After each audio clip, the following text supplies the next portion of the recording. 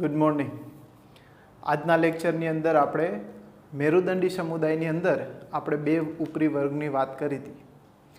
એક વર્ગ હતો એ હતો મત્સ્ય, બીજો હતો ચતુષ્પાદ. એ કેના હતા?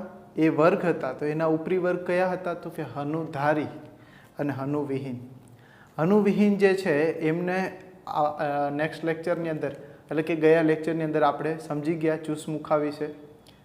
આજના લેક્ચરની અંદર આપણે હનુધારી એટલે કે જડબા ધરાવતા સજીવો પૈકી મત્સ્ય જે છે એમની અંદર આપણે અભ્યાસ કરીશું. તો સામાન્ય રીતના આપણે કીધું હતું કે જડબા ધરાવતી મત્સ્ય વર્ગની અંદર બરાબર છે બે પ્રકારની હોય છે, એક તો કાસ્થિમય અને એક અસ્થિમય. તો આ કાસ્થિ ને અસ્થિ બરાબર છે કેવી રીતના બે ભાગ પાડેલા છે? તો કે અંદરનું શરીરની જે રચના છે એમની અંદર જે કંકાલ છે, આપણું શરીર જેમ હાડકાનું બનેલું છે એ મત્સ્યમાં પણ આવા કંઈક હાડકાઓનું બનેલું છે. પણ એ હાડકા કેવા છે? અસ્થિ કે કાસ્થિ? હવે ડિફરન્સ શું છે અસ્થિ ને કાસ્થિમાં? તો કે અસ્થિ છે એ વળી શકતું નથી, જ્યારે કાસ્થિ છે એ વળી શકે છે. મેં કાલે કીધું હતું કે જો તમે કાનના જે આ છે આ જે હાડકા એ બધા કાસ્થિમય છે. નાકનો આગળનો પડદો જે હલી શકે છે, એક વળી શકે છે, એ બધા કાસ્થિ છે. તો આવી માછલી બરાબર છે જેનું અંતઃ કંકાલ કેનું બનેલું હોય? કાસ્થિનું. તો એને આપણે શું કહીશું? કાસ્થિ મત્સ્ય. તો આજે આપણે આ કાસ્થિ મત્સ્ય સમુદાય વિશે વિસ્તૃત અભ્યાસ કરીએ. તો કાસ્થિ મત્સ્ય જેને કોન્ડ્રોકાઇટ્સ તરીકે ઓળખવામાં આવે છે, જેમનું અંતઃ કંકાલ કેનું બનેલું છે?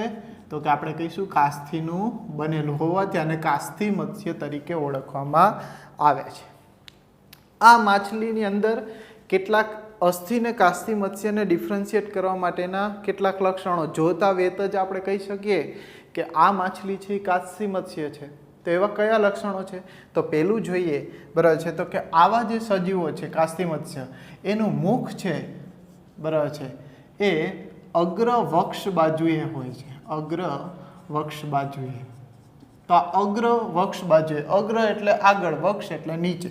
જેમ કે આ કોઈ માછલી છે ટિપિકલ બરાબર છે. હવે ખાલી અગ્ર ભાગે જો મુખ હોય તો આવી રીતના થાય બરાબર છે, પરંતુ અહીંયા કીધું અગ્ર વક્ષ બાજુએ ખુલે છે. તો આ અગ્ર બરાબર છે ને વક્ષ એટલે કે નીચેની બાજુએ આમ ખુલે. તો સામાન્ય રીતના શાર્કની અંદર તમે જોતા હોય બરાબર છે, આપણે બધા શાર્કને જોઈએ ડિસ્કવરીની અંદર, તો એમની અંદર જો તેનું મુખ છે નીચેની બાજુએ હોય. તો આ મત્સ્ય કાસ્થિ મત્સ્ય છે એનું મુખ છે એ અગ્ર વક્ષ બાજુ એટલે કે નીચેની બાજુએ છે. તો આ પહેલી ઓળખાણ થઈ બરાબર છે અગ્ર વક્ષ બાજુએ. જેમ કે આ શાર્કનું જ ઉદાહરણ છે બરાબર છે, શાર્ક એમની અંદર તમે જોઈ શકો કે નીચેની બાજુએ બરાબર છે આપણને મુખ જોવા મળશે. તો કે આ છે મુખ બરાબર છે, તો મુખના ભાગે આ રચના જોવા મળશે. બીજું એનો જે પૂંછડીનો ભાગ છે બરાબર છે, આ પાછળનો ભાગ છે જેને આપણે પૂછ મીનપક્ષ તરીકે ઓળખીએ છીએ. પૂછ મીનપક્ષ, જેને કોડલ ફિન તરીકે પણ ઓળખવામાં આવે છે. તો આ પૂછ મીનપક્ષ છે બરાબર છે એ સામાન્ય રીતના અસમાન હોય છે. હવે એ કેવી રીતના? તો આની વાત કરીએ. જો આ કોઈ ફિશ છે માની લો કે, તો એમની જે પાછળની આ મીનપક્ષ છે બંને બરાબર છે ફિન્સ છે એ બંને અસમાન છે. કેવી છે? અસમાન. હવે અસ્થિ મત્સ્યની વાત કરો તો એમની અંદર બરાબર છે પાછળની જે ફિન્સ છે એ બે સરખી હોય બરાબર છે, સમાન હોય. આ એક ડિફરન્સ છે. એનાથી આપણે કાસ્થિ મત્સ્ય અને અસ્થિ મત્સ્યને છૂટા પાડીએ. કાસ્થિ મત્સ્યમાં શું કીધું? પૂછ મીનપક્ષ છે એ બંને કેવી છે? અલગ અલગ એટલે કે અસમાન છે, એક મોટી ને એક નાની આવી રીતના. તો આ બીજું લક્ષણ થયું બરાબર છે. પૂછ મીનપક્ષ એ અસમાન છે, એક નાની મોટી હોય છે બરાબર છે. તો આ એક બીજું લક્ષણ આપણે યાદ રાખવા જોગ છે બરાબર છે. ત્યારબાદ અહીંયા વાત કરી કે એના મુખની અંદર જે દાંતની રચના છે, ત્રીજું લક્ષણ એને દાંતની રચના. એ સામાન્ય રીતના દાંત અહીંયા જે છે એક પ્લેકોઇડ પ્રકારના ભીંગડા જોવા મળશે. પ્લેકોઇડ પ્રકારના ભીંગડા શરીર ઉપર આવેલા હોય છે. તો આ પણ MCQમાં ખાસ પૂછાય છે, તો યાદ રાખશું કયા પ્રકારના ભીંગડા છે? તો પ્લેકોઇડ પ્રકારના. અને આ દાંત છે બરાબર છે એ આ પ્લેકોઇડ પ્રકારના ભીંગડાનું શું છે? રૂપાંતરણ છે. ભીંગડાનું જ રૂપાંતરણ દાંતમાં થાય છે. પણ આ દાંતની રચના કેવી છે? તો મુખની અંદર દાંત છે એ સામે, જેમ કે આ મુખ છે તો અહીંયા દાંત છે અંદરની બાજુએ આમ વળેલા હોય. તમે શાર્કનું મોઢું ખોલીને જોજો, તમને ખોલવા દે તો બરાબર છે. પરંતુ આ જોઈએ તો શાર્કની અંદરની બાજુએ તમે બધા દાંત છે એ તમને જોવા મળશે. તો આ એક એમની ખાસિયત છે, અંદરની બાજુએ વળેલા, અંદરની બાજુએ વળેલા બરાબર છે દાંતની રચના જોવા મળશે. તો આ એક કાસ્થિ મત્સ્યનું એક બીજું લક્ષણ કીધું બરાબર છે. તો કે પેલું શું કીધું, એક તો એમનું અંતઃકંકાલ છે એ કાસ્થિનું બનેલું છે, મુખ છે એ અગ્ર વક્ષ બાજુએ જોવા મળશે બરાબર છે. પૂંછ મીનપક્ષ કેવી છે તો કે અસમાન છે. દાંતની રચના તો કે દાંત છે એ અંદરની બાજુએ વળેલા છે બરાબર છે. જેમ કે આપણા દાંત છે એ અંદરની બાજુએ વળેલા હોય તો બરાબર છે, અત્યારે બહાર દેખાય છે, ઘણાને આ એકદમ બહાર નીકળી ગયેલા હોય, ઘણાને અંદર હોય. તો એ અંદરની બાજુએ વળેલા એક, અને એ પણ કેવા છે તો કે પ્લેકોઇડ પ્રકારના ભીંગડાનું બરાબર છે રૂપાંતરણના જ થયેલા જોવા મળશે. તો આ એક લક્ષણની વાત કરી. હવે બીજા કેટલાક લક્ષણો જોઈએ બરાબર છે. તો એની વાત કરીએ તો જેમ કે પેલું લક્ષણ છે જડબા. આપણે કીધું કે હનુધારી છે એટલે જડબાની શું હોય તો કે હાજરી, આ એમનું લક્ષણ થયું. બીજું લક્ષણ કહીએ બરાબર છે તો ભીંગડાની વાત કરી તો કયા પ્રકારના ભીંગડા છે તો કે પ્લેકોઇડ પ્રકારના ભીંગડા છે બરાબર છે. તો કે પ્લેકોઇડ ભીંગડા બરાબર છે. ત્રીજી રચના કાસ્થિનીમય જે રચના છે એમની અંદર જે છે શ્વસન છે, એમનું જે શ્વસન છે એ 5 થી 7 જેટલી ઝાલર ફાટો દ્વારા, ઝાલર ફાટો અથવા તો ઝાલરો દ્વારા થાય છે. એમ કહી ઝાલરો દ્વારા થાય છે અને ઝાલર ફાટો પણ આવેલી છે. ઝાલર ફાટો અલગ રીતના આવેલી છે. આ ઝાલર ફાટો કેવી છે તો કે ઝાલર ઢાંકણ ધરાવતી નથી, ઝાલર ઢાંકણ ધરાવતી નથી. આ એક અગત્યનું કાસ્થિમય બરાબર છે કાસ્થિ મત્સ્યનું લક્ષણ છે કે અહીંની ઝાલર ફાટો છે ઝાલર ઢાંકણ ધરાવતી નથી, જ્યારે અસ્થિ મત્સ્યમાં ઝાલર ઢાંકણ ધરાવતી હોય છે. તો આનો બંનેનો ડિફરન્સ જો આ તમે યાદ રાખી લેશો તો ઓલું એકદમ અસ્થિ મત્સ્ય આપણને ઇઝી રહી જશે. ત્યારબાદ વાત કરીએ કે આમના શરીર ઉપર બરાબર છે ચોથું લક્ષણ લઈએ કે પાર્શ્વીય રેખાંગ જોવા મળશે બરાબર છે. પાર્શ્વીય રેખાંગ એટલે કે તમે બરાબર છે ઉપરની બાજુએ જુઓ તો એક રેખા જોવા મળશે જેને આપણે પાર્શ્વીય રેખાંગ તરીકે ઓળખીએ છીએ, જે મોટા ભાગને બરાબર છે સજીવોમાં આ વચ્ચેની બાજુએ જો આ તમે જુઓ કે એક પાર્શ્વીય રેખાંગ જોવા મળશે. આ એમનું એક કાસ્થિ મત્સ્યનું લક્ષણ છે. ત્યારબાદ વાત કરીએ તો આ 4 લક્ષણો થયા. ફરી પાછા જો રિપીટ 4 લક્ષણો, એક તો જડબા ધરાવે છે, દાંત છે એ પ્લેકોઇડ પ્રકારના ભીંગડાનું રૂપાંતરણ છે, શ્વસન છે એ 5 થી 7 ઝાલરો દ્વારા કરે છે અને ઝાલર ફાટો પણ આવેલી છે. એ ઝાલર ફાટો ઝાલર ઢાંકણ વગરની છે અને પાર્શ્વીય રેખાંગ ધરાવે છે. ત્યારબાદ 5મું લક્ષણ કહીએ તો કે હૃદય. હૃદય છે એ દ્વિખંડી જોવા મળશે, એટલે કે એમાં એક કર્ણક અને એક ક્ષેપક આવું રચના જોવા મળશે. તો અહીંથી આપણે યાદ રાખીશું કે મત્સ્યમાં દ્વિખંડી હૃદય છે, એટલે કે એક કર્ણક ને એક ક્ષેપક. જેમ આપણા મનુષ્યની અંદર જોઈએ તો હૃદયમાં કેટલા હોય, 2 કર્ણક ને 2 ક્ષેપક હોય બરાબર છે. તો એવી રીતના અહીંયા જે છે રચનાની અંદર હૃદય દ્વિખંડી છે. અને ખાસ ડિફરન્સ શું છે કે આપણી અંદર જોઈએ તો ઉપર કર્ણક ને નીચે ક્ષેપક હોય, જ્યારે આ મત્સ્યની અંદર જોઈએ તો ઉપર ક્ષેપક ને નીચે શું હોય, કર્ણક હોય. તો આ તમે રુધિરાભિસરણ તંત્રના ચેપ્ટરમાં જ્યારે ભણશો હૃદયની રચના ત્યારે આ રચનાનો તમે ફરી પાછું બરાબર છે ત્યારે યાદ કરાવશું, ત્યારે ફરી પાછો આનો અભ્યાસ કરીશું. તો આ આપણે કીધું હૃદય છે એ કેવું છે, દ્વિખંડી છે. ત્યારબાદ બરાબર છે કરોડ સ્તંભની વાત કરીએ બરાબર છે. નેક્સ્ટ લેક્ચર 6થું લઈએ તો કે કરોડ સ્તંભ. કરોડ સ્તંભ સ્થાયી છે, કાયમી જોવા મળશે બરાબર છે. કાયમી એમનું રૂપાંતર આપણે કીધું જો મેરુદંડીની અંદર પૃષ્ઠવંશી એટલે કે મેરુદંડનું રૂપાંતરણ ક્યાં થઈ જાય છે, કરોડ સ્તંભમાં. તો અહીંથી આપણે કહી શકીએ કે આ કરોડ સ્તંભ એ સ્થાયી કાયમી જોવા મળે છે, આજીવન જોવા મળશે. આ ઉપરાંત ખોપરીમાં એની જે ખોપરી છે એમાં પાછળની બાજુએ બરાબર છે પશ્વ કપાલી ખંદુક ખાડા જેવી રચના હોય છે ખોપરીની અંદર, પાછળ એક બરાબર છે છિદ્ર જે ખાડો જે જોવા મળશે એને પશ્વ કપાલી કંદુક કહેવામાં આવે છે, જે એક પશ્વ કપાલી કંદુકની રચના એ આમની ખોપરીની અંદર જોવા મળે છે. આ ઉપરાંત મસ્તિષ્કમાં બરાબર છે 10 જોડ મસ્તિષ્ક ચેતા, 10 જોડ મસ્તિષ્ક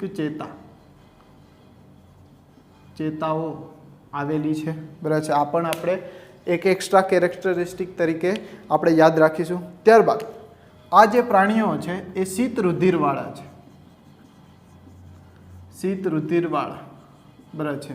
તો સામાન્ય શીત રુધિરવાળા હોવાથી બરાબર છે આને અસમતાપી પ્રાણીઓ કહીએ છીએ. કેવા? અસમતાપી. તો આવા સજીવો પોતાનું તાપમાન છે એ નિયંત્રણ કરી શકતા નથી. તો સજીવ શરીરનું તાપમાન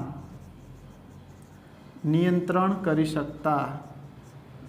શકતા નથી. તો આવા સજીવોની અંદર બરાબર છે આ ઉપરાંત જે છે શીર્ષની પૃષ્ઠ બાજુએ બરાબર છે શીર્ષની પૃષ્ઠ બાજુએ એક રચના આવેલી છે જે આપણે એનસીઆરટીમાં નથી પણ આપણે એક્સ્ટ્રા કેરેક્ટરિસ્ટિક છે જે અગત્યની છે એટલા માટે યાદ રાખીશું. શીર્ષની પૃષ્ઠ બાજુએ ઉષ્માગ્રાહી અંગ આવેલું છે જે ઉષ્માનું ગ્રહણ કરે છે. બરાબર છે. તો ઉષ્માગ્રાહી અંગ જેને લોરેન્ઝની પુટિકા તરીકે ઓળખવામાં આવે છે. તો આ રચના કીધી આપણે લોરેન્ઝની પુટિકા, જે શીર્ષના પાછળના બાજુએ બરાબર છે પૃષ્ઠ બાજુએ ઉષ્માગ્રાહી એટલે કે ઉષ્માનું શોષણ કરી શકે એવી રચના બરાબર છે. તો આપણે યાદ રાખશું લોરેન્ઝની પુટિકા. તો આ એક રચના જોવા મળશે. ત્યારબાદ બરાબર છે 8મું લક્ષણ લઈએ તો આવા સજીવો છે બરાબર છે લિંગ ભેદ એ દર્શાવે છે અને અંતઃફલન સામાન્ય રીતના એમાં જોવા મળે છે. તો આ પણ આ બરાબર છે. અને મોટા ભાગે અપત્ય પ્રસવી બરાબર છે પ્રાણીઓ તમને જોવા મળે છે, એટલે કે બચ્ચાને જન્મ આપનારા. બરાબર છે. અંડપ્રસવી હોય તો ઈંડાને જન્મ આપનારા એટલે કે ઈંડા મૂકે તો એને અંડપ્રસવી કહેવાય. જ્યારે બચ્ચાને ડાયરેક્ટ જન્મ આપે તો એને અપત્ય પ્રસવી તરીકે ઓળખવામાં આવે છે. તો આ 8 લક્ષણો જેમની અંદર હાજર છે એની વાત કરી. હવે એક લક્ષણ છે જે ગેરહાજર છે.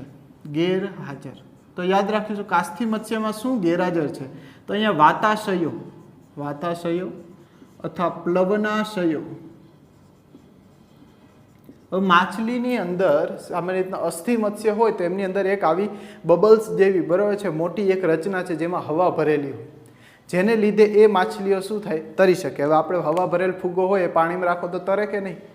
તો આ જે કાસ્થિ મત્સ્ય છે એમાં આ રચના જોવા મળતી નથી. એટલે યાદ રાખશું આપણે વાતાશયોની શું છે? ગેરહાજરી. એટલા માટે શું કરવું પડે? હવે એ તરી ના શકે, સીધું ડૂબવા માંડે.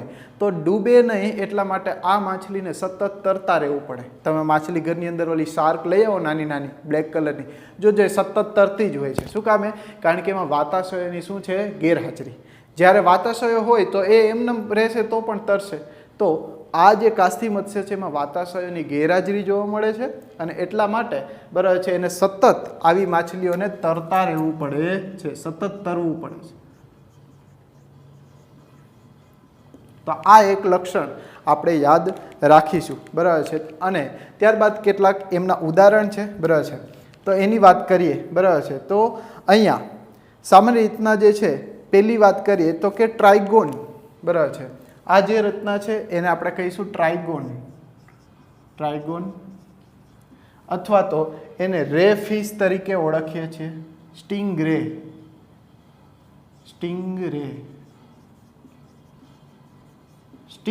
શું કામ કીધું? કે આ કેટલીક જે કાસ્થિ મત્સ્ય છે આવા ડંખ કોષો ધરાવે છે. હવે આ જે સ્પાઇન જે કાંટા જેવી રચના છે એમની પૂંછડીની અંદર જોવા મળશે.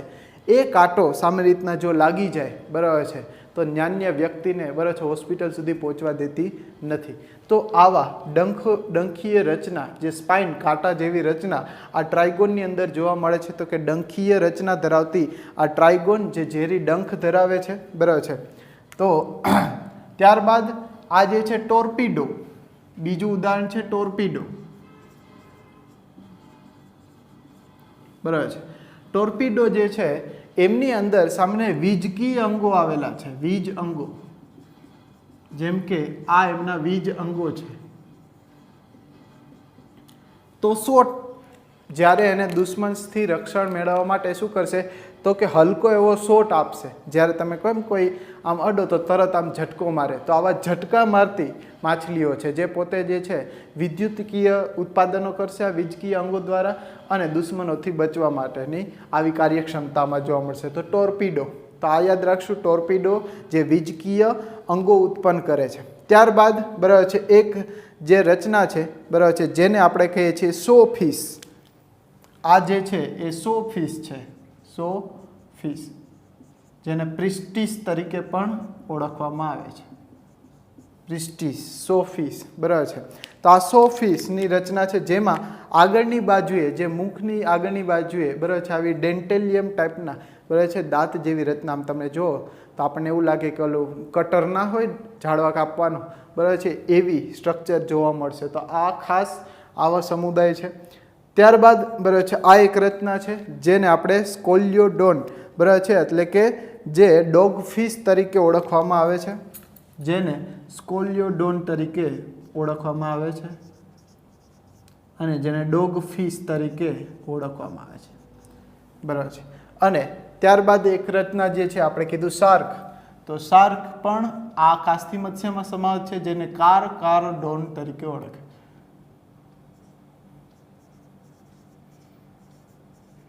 બરાબર છે. તો આમને આપણે યાદ રાખશું કારકારોડોન.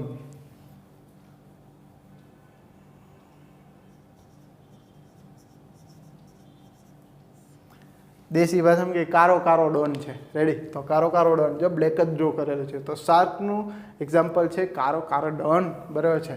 તો આ 5 જે છે એક્ઝામ્પલ ખાસ આપણે યાદ રાખીશું. શું કીધું? 5 એક્ઝામ્પલ. જો આ બ્લેક છે કારોકારોડોન, બરાબર છે, જેને શાર્ક તરીકે ઓળખે. પછી ડંખ ધરાવતી રચના જેને ટ્રાય કરો ડંખ મારવાની, બરાબર છે. આવી રીતના યાદ રાખશું આપણે, ટ્રાય કરો ડંખ મારવાની, બરાબર છે, ટ્રાયગોન, બરાબર છે.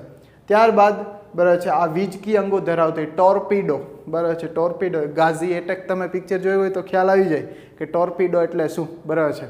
તો ટોર્પીડો જે વીજકીય અંગો ઉત્પન્ન કરે છે. ત્યારબાદ આપણે કીધી આ જે છે સો ફિશ પ્રિસ્ટીસ. આને કેમ યાદ રાખે? પ્રિસ્ટ, આમ પ્રિસ્ટીસ આમ બહુ ક્યુટ હોય એને આપણે સો કરીએ, એને બતાવીએ તો સો ફિશ પ્રિસ્ટીસ. અને સ્કોલિયોડોન, બરાબર છે, જેને ડોગ ફિશ તરીકે ઓળખવામાં આવે છે. તો આ 5 એમના એક્ઝામ્પલ છે જે કાસ્થી મત્સ્ય છે, બરાબર છે.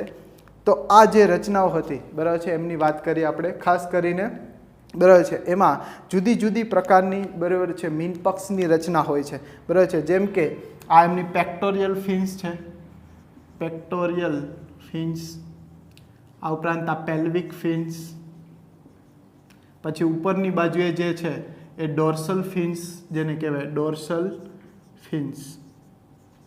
ડોર્સલ 2 ફિન્સ હોય તો ડોર્સલ ફર્સ્ટ ડોર્સલ ફિન્સ અને આ જે છે સેકન્ડ ડોર્સલ ફિન્સ.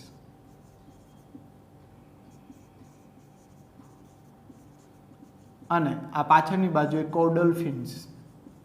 તો આટલી એમની મીનપક્ષો આવેલી છે, બરાબર છે. સામે રીતના આપણે કીધું આ જે છે શું કીધું આપણે? પેક્ટોરિયલ ફિન્સ. પછી આજે આ વાત કરી પેલ્વિક ફિન્સ. ત્યારબાદ આ જે ફર્સ્ટ ડોર્સલ ફિન્સ, બરાબર છે. આવી રચના ઉપરની બાજુએ જોઈ શકીએ, first dorsal fin, second dorsal fins અને પાછળની બાજુએ જે છે આ કોડલ ફિન્સ. તો આવી ફિન્સ મીનપક્ષની, બરાબર છે, રચનાઓ જોવા મળે છે. તો આ 5 પ્રકાર હતા જે કાસ્થી મત્સ્યની રચના હતી, બરાબર છે. ખાસ કેટલા કેરેક્ટરિસ્ટિક મગજમાં રાખશું? કાસ્થી મત્સ્ય છે, બરાબર છે. તો કાસ્થી મત્સ્યની અંદર આપણે શું કીધું? પહેલું તો કે એમનું મુખ છે અગ્ર વક્ષ બાજુએ, અગ્ર વક્ષ બાજુએ આવેલું છે. દાંત તો કે અંદરની બાજુએ વળેલા છે. કેનું રૂપાંતરણ છે? પ્લેકોઇડ પ્રકારના ભીંગડાનું રૂપાંતરણ છે. ઉપરાંત પૂંછ મીનપક્ષ છે એ કેવી છે? અસમાન જોવા મળે છે. શ્વસન કેના દ્વારા કરશે? તો કે ઝાલરો દ્વારા કરશે. 5 થી 7 જોડ ઝાલરો છે. આ ઉપરાંત ઝાલર ફાટો આવેલી છે, પરંતુ ઝાલર ઢાંકણ વગરની જોવા મળે છે. તો આ એમના લક્ષણોની વાત કરી.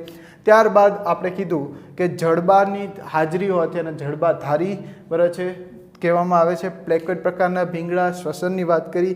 પાર્શ્વીય રેખાંગો જોવા મળશે. અને હૃદય કેવું છે? તો કે દ્વિખંડી, એક કર્ણક અને એક ક્ષેપક. બીજું ખાસ લક્ષણ શું? કે આવી ફિશ સતત તરતી રહે છે. તો શું કામ સતત તરતી રહે છે? કારણ કે એમની અંદર વાતાશયોની શું છે? ગેરહાજરી છે. વાતાશયો કે પ્લવનાશયોની ગેરહાજરી હોવાથી એને સતત તરતું રહેવું પડે છે, નહીં તો એ ડૂબી જશે. તો આવું એક લક્ષણ જોવા મળશે. લિંગ ભેદ જોવા મળે છે અને સામાન્ય રીતના અંતઃફલનની રચના જોવા મળશે અને અપત્ય પ્રસવી એટલે કે સામાન્ય રીતના બચ્ચાને જન્મ આપશે. તો આ 5 એમના ઉદાહરણની વાત કરી તો કે વીજકીય ડંખ ધરાવતો બરાબર છે સ્ટિંગ રે અથવા તો ટ્રાયગોન તરીકે ઓળખવામાં આવે છે ને. ત્યારબાદ વીજકીય અંગો ધરાવતું જેને ટોર્પિડો તરીકે ઓળખવામાં આવે છે. રે ફિશ સો ફિશ જેને પ્રિસ્ટિસ તરીકે ઓળખે છે. સ્કોલિયોડોન જેને ડોગ ફિશ કહેવાય અને શાર્ક જેને કારોકારોડોન તરીકે ઓળખવામાં આવે છે. તો આટલા લક્ષણો ખાસ કરીને એમના હતા. બીજું મસ્તિષ્ક, જો ખોપરીની અંદર એક પશ્વ કપાલી કંદુક અને 10 જોડ મસ્તિષ્ક ચેતાઓ આ સમુદાયની અંદર આવેલા છે. તો આ હતી રચના બરાબર છે કાસ્થિ મત્સ્યની. હવે નેક્સ્ટ લેક્ચરની અંદર આપણે અસ્થિ મત્સ્ય બરાબર છે આમનો સેમ બીજો જોડીદાર કહી શકીએ તો કે આની સેમ તમને કાસ્થિ મત્સ્ય આવડે તો એના જેવા જ લક્ષણો છે, વિરુદ્ધાભાસી લક્ષણો છે, તો એને આપણે નેક્સ્ટ લેક્ચરમાં સમજીશું. Thank you so much.